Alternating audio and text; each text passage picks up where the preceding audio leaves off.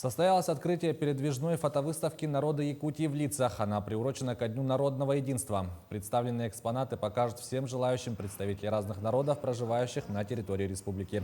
В съемках приняли участие 50 человек, представив 34 национальности. Сюда входят и все малочисленные народы Якутии, проект, руководителем которого является Фаридун Хатамов, заместитель председателя Молодежной ассамблеи народов Якутии, смог найти представителей 7 национальностей, которые не указаны во всероссийской переписи населения. Все это можно будет увидеть в Доме дружбы народов с 1 по 16 ноября.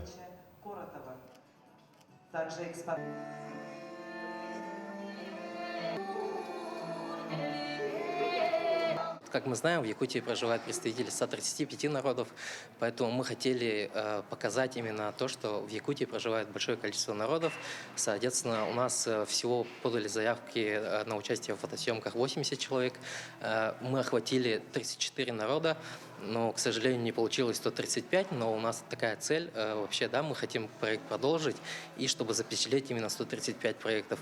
И есть еще такая особенность. За время работы над проектом мы выяснили, что среди наших участников было 7 народов, которые даже не были отражены в этих 135. То есть официально можно уже заявить, что народов в Якутии как минимум 142.